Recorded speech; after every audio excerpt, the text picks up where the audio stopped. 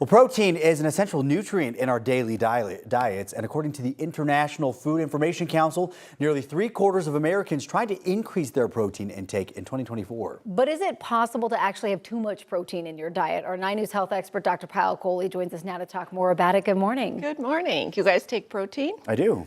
I just try to eat it naturally. I but do, I've yeah. always Both. wondered how much do you actually need? Can you overdo it? So how much does a person need? Yes, so it's really important for us to calculate how much we actually need. Protein is one of those 3 macronutrients that's essential: protein, fats, and carbohydrates. And as you said, there's been a protein craze lately. Yeah. Everybody seems to want to take the protein shake. So I want you to take your weight in pounds, divided by 2.2, that puts it in kilograms, and then multiply that times 0.8 grams per day. So that's about 50 to 60 grams for the average adult. Now the caveat here is if you've just had an illness or hospitalization, you probably need 1.5 to twice that. Okay. If you're an athlete or you're trying to build muscle like Jordan has here, then you probably need more protein as well. So it really does depend, and as you age, your protein requirements can change. I think one thing to point out too, if you're doing something like a powder, you got to watch how much hydration you have throughout the day too, because I think people are struggling with their kidney function right now because they're taking in too much protein, but they're not washing it down with enough water. That's absolutely right. So 2 things happen when you take in too much protein. And I see young people coming into my clinic with high kidney levels, and I scratching my head and saying, what are you doing? And they said, oh, I take creatine or I take a whey protein every day. So one is the point you made, Jordan, is that when you're having protein, you're not having other things like fiber, like water, so that can affect your kidney function. But the second is that excess protein, the body has to get rid of it. It doesn't just sit there. So it either turns it into extra weight, so you can start to gain weight if you're taking too much protein. Those are calories. It turns it into energy. So if you're an athlete burning it off, that's great, building muscle. Or it makes your kidneys get rid of it, in which case it can stress out the kidneys and actually bump your kidney function. Now, for patients with chronic kidney disease, it can actually accelerate damage to the kidneys.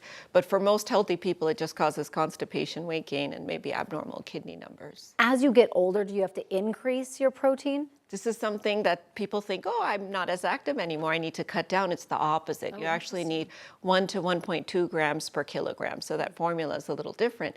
And the reason is we start losing our muscle mass at the age of 30. That's when it starts to go down. That's called sarcopenia. So we need more protein to build that. Our muscles also get resistant to protein as we age. So taking in the same amount of protein, it's called anabolic resistance. The muscles don't react to build muscle in the same way.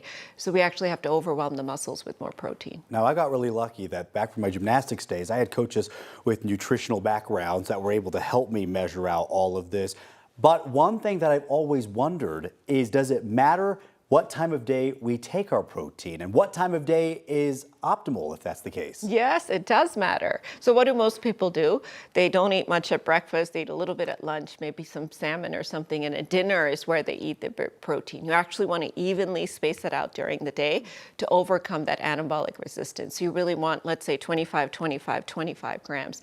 And that means your breakfast has to be really mindful. It can't be carb heavy like donuts or bagels or anything like that.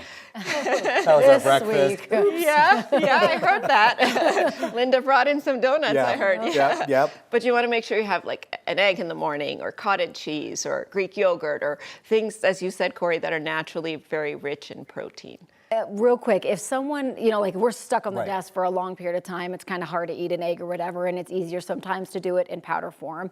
I know they have pea proteins and whey proteins. Yeah. What kind of protein supplement should we be looking for? A good sort of general protein is whey protein if you don't have sensitivities to milk, because it's milk derived and you're not vegan or vegetarian. Pea protein is more vegan vegetarian, same for soy protein. It's a good idea to supplement from time to time with a shake if you're falling behind. Okay. So don't make it a staple, because then you're sort of messing with additives and other types of things. But if you are falling behind, you can't eat an egg in the morning, then it's not a bad idea to get a whey protein shake or even a soy milk in your latte or whatever. All right. Good advice right there. Dr. Kohli, thank you very much.